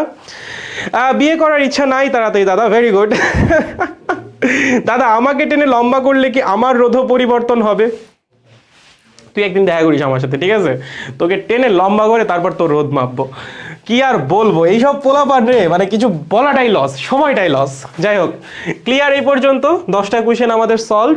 এখন এই 10টা কোয়েশ্চেনের মাঝখানে আমাদের যেটা মাথায় রাখতে হবে সেটা হচ্ছে আমাদের ফিজিক্স সেকেন্ড পেপার কোর্সের কথা। আমাদের ফিজিক্স সেকেন্ড পেপার কোর্সে অনেক ফিচার আছে। তোমাদের যেরকম এক্সাম নেওয়া হচ্ছে, সিমিলারলি আমরা সেকেন্ড পেপার ব্যাচের ভিতরেও কিন্তু রেগুলার উইকলি এক্সাম নিব, চ্যাপ্টার ওয়াইজ মেগা এক্সাম নিব এবং এগুলার সলভ শিটও তোমাদেরকে দিয়ে দিব। কোনো কিছু বুঝতে সমস্যা হলে তার জন্য ডাউট সলভিং সেশনও আছে, বা তোমাদের টেলিগ্রাম গ্রুপ আছে, সেই টেলিগ্রাম গ্রুপে তোমরা প্রবলেম দিলেই তোমাকে সলভ করে বুঝাই দেওয়া হবে। তুমি প্রবলেম দিবা, কিছুক্ষণের মধ্যে দেখবা সলিউশন চলে আসছে। সো দেরি না করে দ্রুত ভর্তি হয়ে যাও। কুপনটা যেন কি, গেট 200। ওকে গুড, নেক্সট আসো। 11 নম্বর কোয়েশ্চেন কি বলছে? একটা তারের ব্যাসার্ধ 1 মিলিমিটার, এর মধ্যে দিয়ে পাই অ্যাম্পিয়ার তড়িৎ প্রবাহিত হচ্ছে, তার তড়িৎ প্রবাহ ঘনত্ব নির্ণয় করো। বলো তড়িৎ প্রবাহ ঘনত্ব কেমনে নির্ণয় করে? কি ছিল ফর্মুলা? ফর্মুলা ছিল J = I divided by A। খুবই সহজ, একক প্রস্থচ্ছেদের ক্ষেত্রফলের মধ্যে দিয়ে প্রবাহিত কারেন্টকে আমরা কি বলি? প্রবাহ ঘনত্ব। তো আমাদের কারেন্ট গেছে কতটুকু? পাই অ্যাম্পিয়ার। প্রস্থচ্ছেদের ক্ষেত্রফল কত? ভাইয়া কোশ্চেনে তো দেওয়া নাই, লাগবেও না। তোমাকে ব্যাসার্ধ দিয়ে দিছে না, প্রস্থচ্ছেদের ক্ষেত্রফল কেন লাগবে ভাই? চলো, এই হচ্ছে আমার প্রস্থচ্ছেদ, আমার না তারের আর কি, সরি। এখন এইটার ব্যাসার্ধ দেওয়া আছে হচ্ছে 1 মিলিমিটার, আর কত? 1 মিলিমিটার বা 10 টু দি পাওয়ার -3 মিটার। তাহলে বলো প্রস্থচ্ছেদের ক্ষেত্রফল কত হবে? অবশ্যই পাই আর স্কোয়ার। সো আমরা যদি স্কোয়ার করি, একবার লিখে দাও 10 টু দি পাওয়ার -6, পাই পাই বাদ চলে যাচ্ছে, 10 টু দি পাওয়ার 6 এত ampere per metre square. Specially এককের ব্যাপারে একটু কেয়ারফুল থাকা লাগবে। ধরো দুইটা অপশন দেওয়া আছে, 10 টু দি পাওয়ার 6 দিয়ে দেখবা দুইটা অপশন দিয়ে দিছে। একটার একক দিবে অ্যাম্পিয়ার পার মিটার স্কোয়ার, আর একটার একক দিবে অ্যাম্পিয়ার পার মিটার। প্রথমে দিবে অ্যাম্পিয়ার পার মিটার, তুমি তো দাগাই দিবা। মানে পরীক্ষায় যখন এই প্রশ্ন আসবে, কোন স্যার যদি একটু চায় কারোর সাথে একটু ট্রিক করতে, ক নম্বর অপশনটা কি দিবে? ক নম্বর অপশন দিবে 10 to the power 6 ampere per metre. Okay, খ নাম্বার কিছু একটা দিবে, গ নাম্বার কিছু একটা দিবে, ঘতে যে আবার দিবে 10 to the power 6 ampere per metre square. তুমি তো মনে করো চরম মেধাবী, তাই না? তুমি কি করবা? তুমি বলবা ভাই পাইছি 10 টু দি পাওয়ার 6, এটাই অ্যান্সার। তুমি এতই মেধাবী, তোমার কাছে একক আসলে ম্যাটারই করে না, তুমি দেখবাই না একক কি, এবং তোমার এমসিকিউটা ওখানেই ভুল হবে। এসব বলদামি কিন্তু করা যাবে না।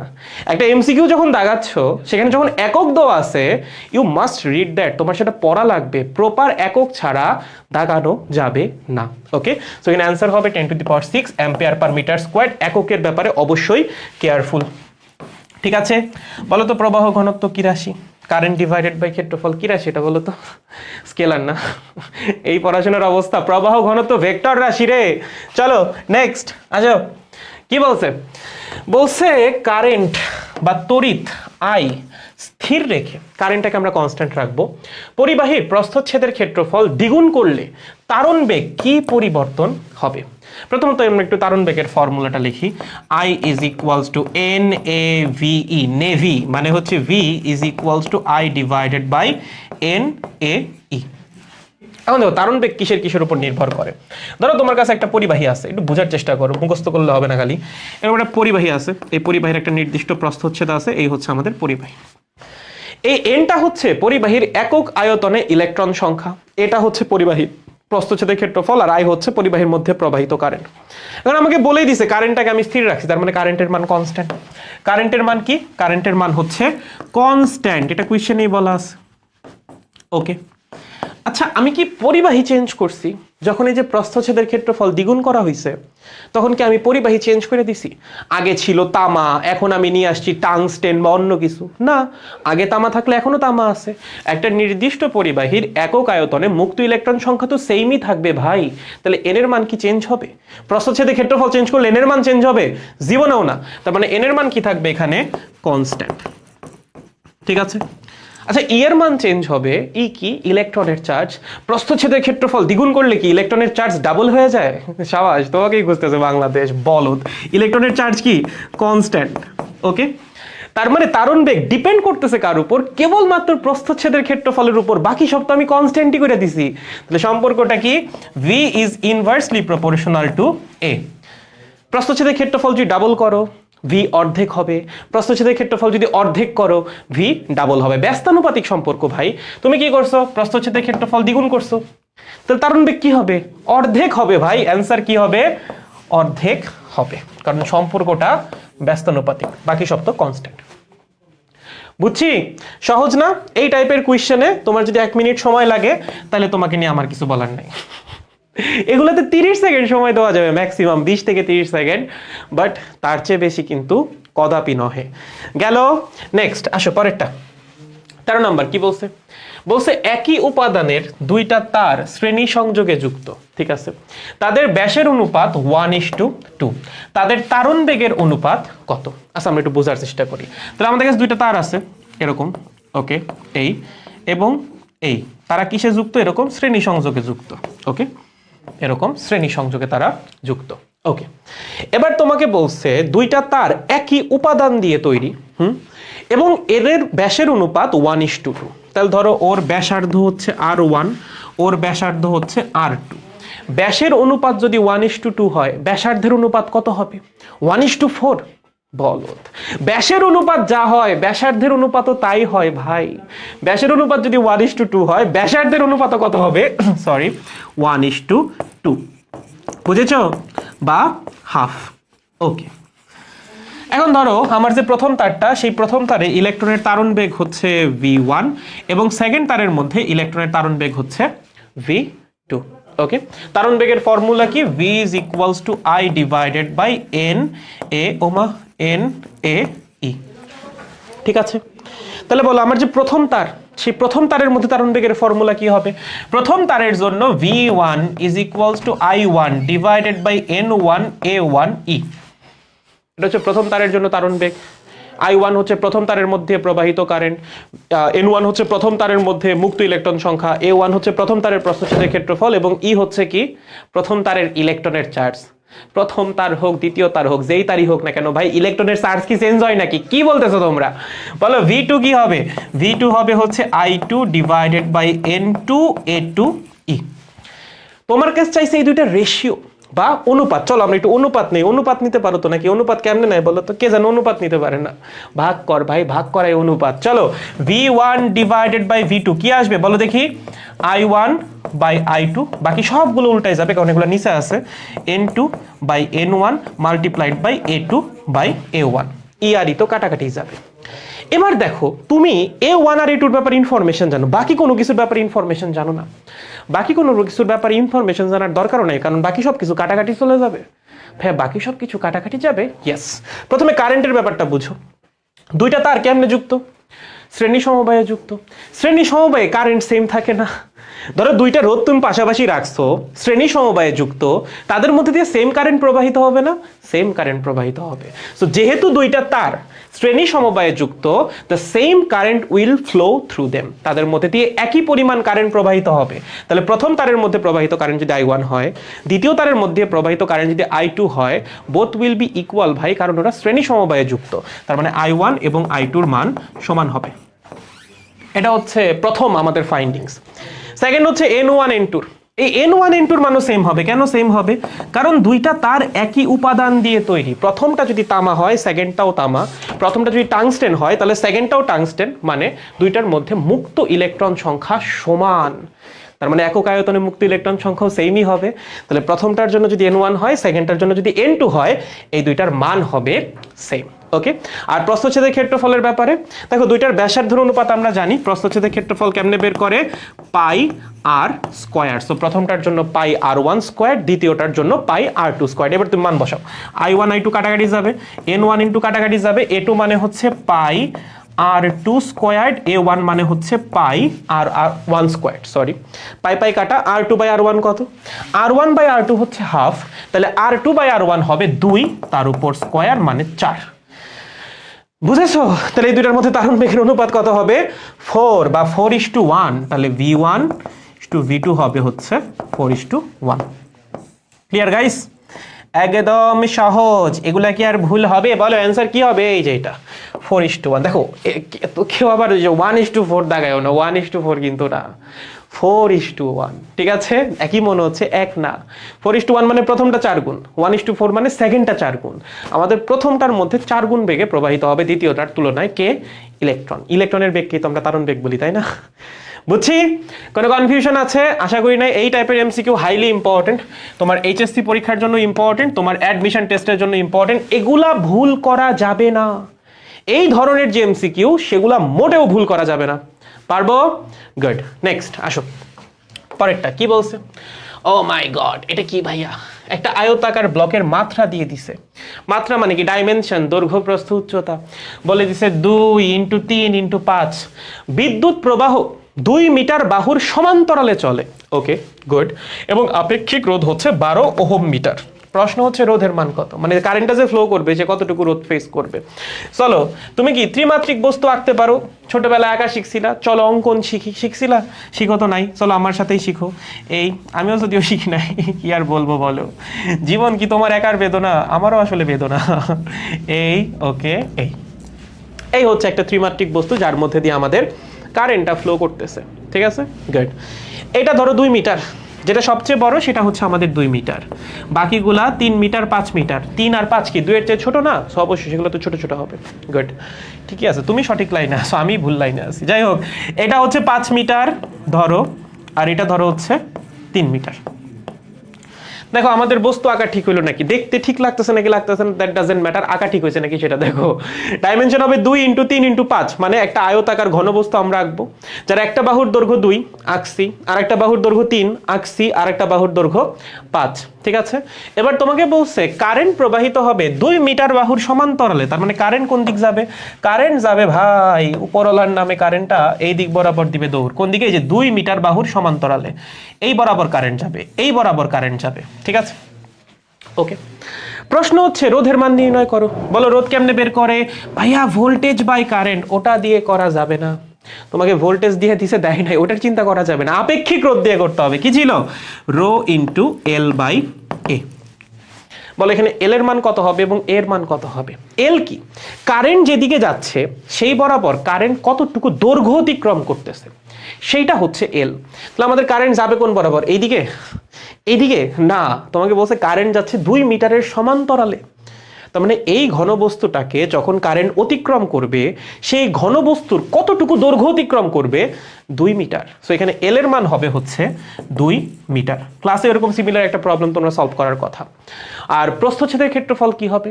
কারেন্ট যেই বরাবর যাবে তার সাথে লম্ব বরাবর যে সারফেসটা, সেটার ক্ষেত্রফলই হচ্ছে প্রস্থচ্ছেদের ক্ষেত্রফল।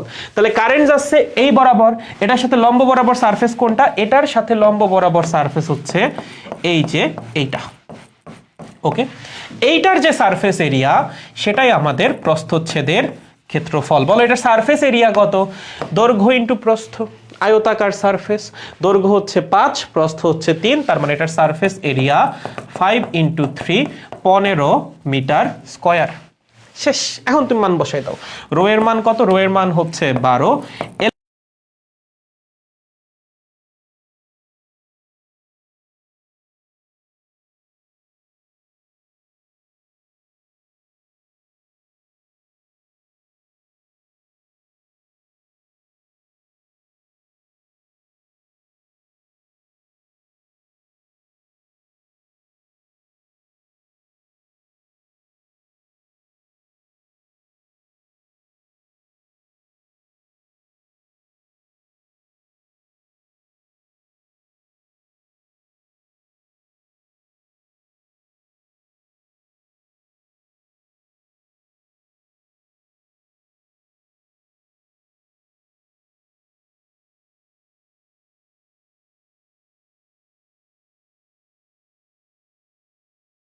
ভাইয়ারা এখানে ক্যামেরাই বন্ধ হয়ে গেছে।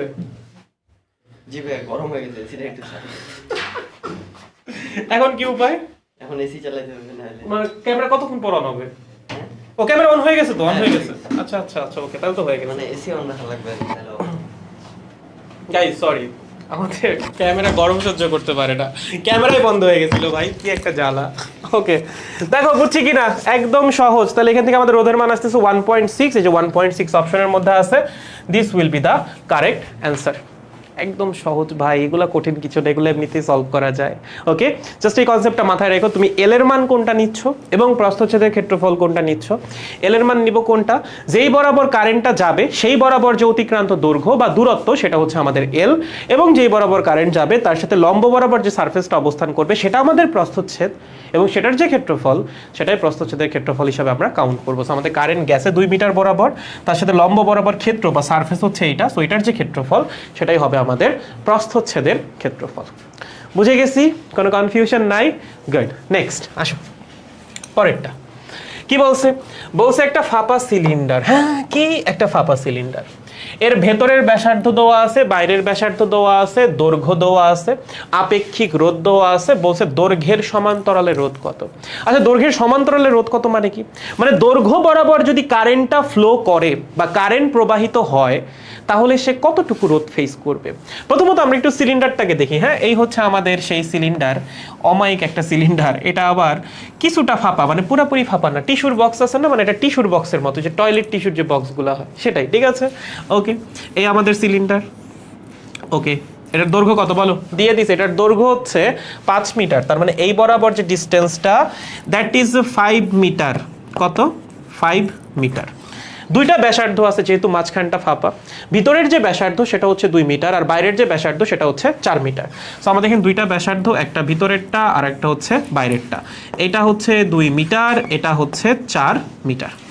এবার প্রশ্ন, যদি কারেন্ট দৈর্ঘ্য বরাবর প্রবাহিত হয় বা দৈর্ঘ্যের সমান্তরালে প্রবাহিত হয় তাহলে সে কতটুকু রোধ ফেস করবে। তাহলে বলো কারেন্ট কোন দিকে যাবে? কারেন্ট যাবে হচ্ছে এই বরাবর, দৈর্ঘ্য বরাবর বা দৈর্ঘ্যের সমান্তরালে। আমার দেখা লাগবে সে কতটুকু রোধ ফেস করতেছে। কোন সূত্র দিয়ে সলভ করবো? অবশ্যই একটু আগে যেটা শিখলাম সেটাই ভাই, R is equals to rho into L divided by A. এখন রো বা আপেক্ষিক রোধ সেটা কোয়েশ্চেনেই দেওয়া আছে, সেটা হচ্ছে 2 পাই। এটা নিয়ে কোনো সমস্যা নাই। দৈর্ঘ্য কত হবে বলো? দৈর্ঘ্য কেমনে বের করে? যেই বরাবর কারেন্টটা গেছে সেই বরাবর কারেন্ট যতটুকু ডিস্টেন্স অতিক্রম করতেছে বা দূরত্ব অতিক্রম করতেছে সেটাই হচ্ছে দৈর্ঘ্য। কারেন্ট গেছে কোন দিকে? এই দিকে গেছে নাকি? না, কারেন্ট গেছে দৈর্ঘ্য বরাবর, সিলিন্ডারের দৈর্ঘ্য বরাবর। সো সিলিন্ডারের দৈর্ঘ্য বরাবর যদি কারেন্ট যায়, ও সিলিন্ডারটাকে অতিক্রম করার সময় কতটুকু দূরত্ব অতিক্রম করবে? 5 মিটার। সো এটাকে আমরা দৈর্ঘ্য হিসাবে কাউন্ট করব, দ্যাট ইজ 5 মিটার। আচ্ছা, প্রস্থচ্ছেদের ক্ষেত্রফল কত হবে? বিশাল কনফিউশন ভাই। প্রস্থচ্ছেদের ক্ষেত্রফল হবে π4 স্কোয়ার, π2 স্কোয়ার না, যতটুকুর মধ্যে মেটারিয়াল আছে ততটুকুর ক্ষেত্রফল হবে প্রস্থচ্ছেদের ক্ষেত্রফল। তোমার কি এই ফাঁপা সিলিন্ডারের পুরাটার মধ্যে মেটারিয়াল আছে? ধরো এটা কপার দিয়ে তৈরি, এখানে পুরাটার মধ্যে কপার আছে না, মাঝখানের টুক তো ফাঁপা, ওখানে কোনো কপার নাই। তাহলে কপার যদি থাকে কতটুকুর মধ্যে আছে? কপার আছে এইটুকুর মধ্যে। কোন কালার দিয়ে দেখাই গো? এটা দিয়ে দেখাই, চলো। কপার আছে এইটুকুর মধ্যে, ঠিক আছে? এই যে এইটুকুর মধ্যে হচ্ছে কপার আছে, ভিতরে নাই, ভিতরে কিছু নাই, ভিতরটা ফাঁকা। এইটুকুর মধ্যে কপার আছে। সো যতটুকুর মধ্যে এই ধাতু বা পরিবাহী আছে ততটুকুর ক্ষেত্রফল হবে প্রস্থচ্ছেদের ক্ষেত্রফল। সো আমরা যদি প্রস্থচ্ছেদটাকে একটু আঁকি, আসলে প্রস্থচ্ছেদটাকে একটু আঁকা যাক। জীবনটা আসলে একটা বেদনা, বাট কিছু করার নাই। এই, ওকে, আর হচ্ছে এই, ঠিক আছে? এই হচ্ছে আমাদের প্রস্থচ্ছেদ, ভিতরটা ফাঁকা, এইটুকুর মধ্যে হচ্ছে মেটেরিয়াল আছে। ভিতরের যে ব্যাসার্ধ সেটা তোমায় কোয়েশ্চেনে দিয়ে দিছে R1, বাইরের যে ব্যাসার্ধ সেটা তোমায় কোয়েশ্চেনে দিয়ে দিছে R2। তাহলে প্রস্থচ্ছেদের ক্ষেত্রফল বের করার জন্য তোমার আসলে কতটুকুর ক্ষেত্রফল বের করা লাগবে? তোমার বের করা লাগবে হচ্ছে এইটুকুর ক্ষেত্রফল, এইটুকু অংশের ক্ষেত্রফল। এটা ভাই আমি কেমনে বের করবো? এরকম কোনো সূত্র তো আমি শিখি নাই। সূত্র শিখো বা না শিখো, তোমার মাথায় যদি একটা ন্যূনতম বুদ্ধি থেকে থাকে, এইটুকুর ক্ষেত্রফল আসলে তুমি বের করে ফেলতে পারবা। বৃত্তের ক্ষেত্রফল বের করতে পারো না? দেখো ভাই, একটু বুদ্ধি কাটাই চলো। এখন যার মাথায় বুদ্ধি নাই তাকে কি করবো? তার অবস্থা তো আমার মতো। যাই হোক, আমার লাগবে কি? আমার লাগবে হচ্ছে এইটুকুর ক্ষেত্রফল। না না না না না, এই পুরাটার ক্ষেত্রফল না, আমার লাগবে এইটুকুর ক্ষেত্রফল। কেমনে বের করবো? বুদ্ধি কাটাও। এই পুরাটার ক্ষেত্রফল বের করো, সেখান থেকে এইটুকুর ক্ষেত্রফলকে মাইনাস করো, তাইলেই তো বাকিটুকু পাওয়া যাচ্ছে। দেখো আমার কাছে R2 ব্যাসার্ধের একটা বৃত্ত আছে, তার পুরাটার ক্ষেত্রফল কত হবে? পাই R2 স্কয়ার্ড। তার ভিতরে ছোট্ট একটা বৃত্ত আছে R1 ব্যাসার্ধের, তার ক্ষেত্রফল কত হবে? পাই R1 স্কয়ার্ড। এই বড়টার টোটাল ক্ষেত্রফল থেকে ভিতরের অংশটুকুর ক্ষেত্রফল বাদ দিলেই তো আমি এইটুকুর ক্ষেত্রফল পেয়ে যাচ্ছি। তার মানে এখানে এরিয়া কত হবে? চলো দেখি, বলো। এরিয়া হবে বাইরের বৃত্তের ক্ষেত্রফল পাই R2 স্কয়ার্ড মাইনাস ভিতরের বৃত্তের ক্ষেত্রফল পাই R1 স্কয়ার্ড। মানে পাই যদি আমি কমন নেই তাহলে R2 squared minus R1 square. বুঝেছ? একদম ইজি। এখন খালি বসায় দাও তাহলেই হয়ে যাবে। তাহলে এখানে আসবে হচ্ছে পাই ইন্টু R2 স্কয়ার্ড। R2-র মান কত? যে বাইরের ব্যাসার্ধ হচ্ছে R2 মানে 4, তাকে স্কয়ার করলে 16, আর ভিতরের ব্যাসার্ধ হচ্ছে কত? 2, এটাকে স্কয়ার করলে কত হবে? 4। ঠিক আছে, তাহলে দেখো পাই পাই কাটা, উপরে হচ্ছে 10, নিচে হচ্ছে 12, মানে 5/6 ওম। কত? 5/6 ওম। অপশনে কোনটা আছে? ওই যে 5/6, 5/6 ওম। এটা হবে হচ্ছে অ্যান্সার। সো তোমাকে যদি এই টাইপের কোয়েশ্চেন থেকে পেঁচাইতে চাই, ম্যাক্সিমাম এরকম একটা প্রশ্ন দিতে পারে, বাট এর চেয়ে কঠিন দেওয়ার কথা না পরীক্ষায়। ম্যাক্সিমাম দিলে হচ্ছে এই পর্যন্ত কঠিন প্রশ্ন দিতে পারে। যারা এই কোয়েশ্চেনটাও সলভ করতে পারছিল পরীক্ষায়, তাদেরকে আসলেই স্বাগতম। যদিও এই জিনিস তোমাদের ক্লাসে পড়ানো হয়েছিল, যারা ক্লাসে ভালো মতো পড়ছো তারা অবশ্যই এই কোয়েশ্চেন সলভ করতে পারা উচিত। তোমাদের পারভেজ ভাই এটা করাইছিল ক্লাস, আমি নিজেই দেখছি। আর যারা পারো নাই তারা আসলে ক্লাসটাই মনোযোগ দিয়ে করো নাই, তোমাদেরকে আমার কিছু বলার নাই। আজকে শিখে নাও, পরবর্তী পরীক্ষায় যেন আর ভুল না হয়। দেখো বুঝছো কিনা এই পর্যন্ত? তাহলে একটু সামনের দিকে আগাবো। আর 5টা কোয়েশ্চেন আছে। দাদা বিয়ে কবে করবেন? এটা কি এমসিকিউতে আছে? আমি বিয়ে কবে করব? তাহলে একটা এমসিকিউ দেই নতুন করে, দাদা বিয়ে কবে করবেন? 1 বছর, 2 বছর, 3 বছর, 4 বছর, তোমরাই দাগায়ো, যেটা দাগাবা সেটাই সঠিক উত্তর। ঠিক আছে, গুড। দাদা 14 নাম্বারটা আরেকবার। 14 নাম্বার এটা তো খুব সহজ। Rho into L by A. Rho হচ্ছে আপেক্ষিক রোধ, এল কি বলো? যেই বরাবর কারেন্ট যাবে সেই বরাবর অতিক্রান্ত দূরত্ব। কারেন্ট গেছে কোন বরাবর? দৈর্ঘ্য বরাবর। এই যে 2 মিটার বরাবর দিয়েই তো দিচ্ছে, 2 মিটার বাহুর সমান্তরালে কারেন্ট চলে, তার মানে কারেন্ট অতিক্রম করতেছে 2 মিটার দূরত্ব। পরিবাহীর দৈর্ঘ্যকে আমরা বসাবো 2, এবং কারেন্ট যেই বরাবর যাচ্ছে তার সাথে লম্বভাবে যে ক্ষেত্রফলটা সেটাই হচ্ছে আমাদের প্রস্থচ্ছেদের ক্ষেত্রফল। সো কারেন্ট গেছে 2 মিটার বরাবর, তার সাথে লম্বভাবে ক্ষেত্রফল হচ্ছে এইটা, এটার এরিয়া কত? 15, তাহলে নিচে আসবে হচ্ছে 15। শেষ, বসে জাস্ট ক্যালকুলেট করে ফেলো, তাইলেই সলভ। পারবো? আমিও 14 নাম্বারটা বুঝি নাই, এখন বলে দিছি। দাদা আপনার আপনার 2 জনেরই বউ নাই। তোমার নাই, আমার নাই কে বলছে? তোমার নাই ভাই, আমার নাই তোমাকে কে বলছে? আমার থাকলেও কি আমি তোমাকে বলবো নাকি? বলবো না তো। 14 নাম্বারটা আমিও বুঝি নাই, এখন বুঝতে পারা উচিত। এখন বুঝতে পারা উচিত, একদম সহজ। 14 নাম্বারটা একটা আয়তাকার ঘনবস্তু বা ব্লক দেওয়া আছে, তার 3টা বাহুর ডাইমেনশন দেওয়া আছে। তোমাকে বলছে 2 মিটার বাহু বরাবর কারেন্ট প্রবাহিত হয়েছে। তাহলে কারেন্টটা যখন এই ঘনবস্তুটাকে অতিক্রম করতেছে, কতটুকু দূরত্ব অতিক্রম করবে? 2 মিটার। এটাই হচ্ছে পরিবাহীর দৈর্ঘ্য। এবং অতিক্রম করার সময় লম্ব বরাবর সে যে ক্ষেত্রটা ফেস করবে বা এরিয়াটা ফেস করবে, সেটার ক্ষেত্রফলটা হচ্ছে প্রস্থচ্ছেদের ক্ষেত্রফল। তো সে যদি 2 মিটার বরাবর যায়, সে লম্বভাবে ফেস করবে এই ক্ষেত্রটাকে বা এই সারফেসটাকে। সো এটার যে ক্ষেত্রফল সেটাই হচ্ছে প্রস্থচ্ছেদের ক্ষেত্রফল। বুঝছি? আশা করি এইবার কনফিউশন নাই। তাহলে আমাদের বাকি আছে আর হচ্ছে মাত্র 5টা এমসিকিউ, তাহলেই আমাদের প্রথম পরীক্ষার সকল কোয়েশ্চেন সমাধান। চলো আর 5টা, তাহলেই শেষ। কই গেল? 15 তো গেছে। 16 দেখো তো, এইটা কি আমার করাই দিতে হবে নাকি তুমি পারবা? কি বলেছে? বলছে একটা পরিবাহী তারকে টেনে দৈর্ঘ্য 5 গুণ করা হলো, তারটার উপাদানের আপেক্ষিক রোধ কি পরিবর্তন হবে? বলো কেমনে বের করে? আমরা এটা পারি ভাইয়া, আর এফ বা ফাইনাল রোধ, যদি আপেক্ষিক রোধ বলছে তাহলে ভাইয়া ফাইনাল আপেক্ষিক রোধ is equals two n squared into আদি আপেক্ষিক রোধ। আমরা কয় গুণ করছি? 5 গুণ। তাহলে বসাই দাও, 5 স্কয়ার করলে হবে 25 রো আই। তাহলে অ্যান্সার কি হবে ভাইয়া? 25 গুণ। বলদ, আপেক্ষিক রোধ কি দৈর্ঘ্যের উপর নির্ভর করে? না, আপেক্ষিক রোধের নির্ভরশীলতা কেবলমাত্র 2টা জিনিসের উপর। লেখো, আপেক্ষিক রোধ কয়টা জিনিসের উপর নির্ভর করে? কেবলমাত্র 2টা জিনিস। রো এর নির্ভরশীলতা, একটা হচ্ছে উপাদান, তুমি কোন উপাদানের তার ব্যবহার করতেছো। ঠিক আছে, প্রথমটা কি? প্রথমটা হচ্ছে উপাদান, এবং সেকেন্ডটা হচ্ছে টেম্পারেচার। তুমি যে তারটা ব্যবহার করতেছো সেটা টেম্পারেচার বা তাপমাত্রা কত। যদি উপাদান এবং টেম্পারেচার অপরিবর্তিত থাকে, আপেক্ষিক রোধ উপরওয়ালার এই দুনিয়াতে কোনোদিনও চেঞ্জ হবে না। ঠিক আছে, তার মানে আপেক্ষিক রোধ অপরিবর্তিত থাকবে। তুমি কি টেম্পারেচার চেঞ্জ করছো? না। তুমি কি উপাদান চেঞ্জ করছো? না। এখন তুমি যদি বলো ভাই টানতে গিয়ে তার একটু গরম হয়েছে, সেটা তো ডিফারেন্ট কাহিনী, সেটা কি প্রশ্নে বলা আছে? বলা নাই। তোমার বলছে টেনে লম্বা করা হয়েছে, তার জন্য আপেক্ষিক রোধে কোনো পরিবর্তনই আসবে না ভাই, আপেক্ষিক রোধ অপরিবর্তিত থাকবে। তো যারা 25 গুণ দাগাইছো পরীক্ষায় তাদের জন্য শুভকামনা রইল, ঠিক আছে? ওকে, 25 গুণ হবে না, আনসার কি হবে? অপরিবর্তিত থাকবে। গুড। 17 নম্বরটা, চলো 17 নম্বরে কি বলছে? বলছে কোনো পরিবাহীর দুই প্রান্তের বিভব পার্থক্য দ্বিগুণ করা হলো, রোধ অর্ধেক করা হলো, পরিবাহীর মধ্যে দিয়ে তড়িৎ প্রবাহের কি পরিবর্তন হবে? What a question. বলো, সূত্র কি? I is equals to V by R. এটা কার সূত্র ভাই? আপনার সূত্র, আমার সূত্র না, এটা ওহমের সূত্র, ঠিক আছে? তো আমরা কি করছি? আমরা হচ্ছে বিভব পার্থক্য দ্বিগুণ করছি এবং রোধ অর্ধেক করছি। তাহলে শুরুতে কি ছিল? শুরুতে কারেন্ট ছিল আই, ভোল্টেজ ছিল ভিআই, রোধ ছিল আর আই। ফাইনাল কারেন্ট আমরা বের করতে চাই, আমরা ফাইনালি করছিটা কি? বিভব পার্থক্য দ্বিগুণ করছি, তার মানে বিভব পার্থক্য আগে ছিল ভিআই, এখন হয়ে গেছে 2VI। রোধ অর্ধেক করছি, আগে ছিল আর আই, এখন হয়ে গেছে আর আই ডিভাইডেড বাই 2, তার মানে 4 into VI by R I. VI by R I মানে কি? আগের কারেন্ট বা শুরুর কারেন্ট, তার মানে 4II। তার মানে কারেন্ট কি হবে? 4 গুণ হবে। কি হবে? প্রবাহ 4 গুণ হবে। একদম সহজ, এগুলো খুবই সহজ, ওহমের সূত্র দিয়ে একদম ইজিলি সলভ হয়ে যাবে। পারবো গাইস? Very good. নেক্সট আসো, কি বলছে 18 নাম্বারটা?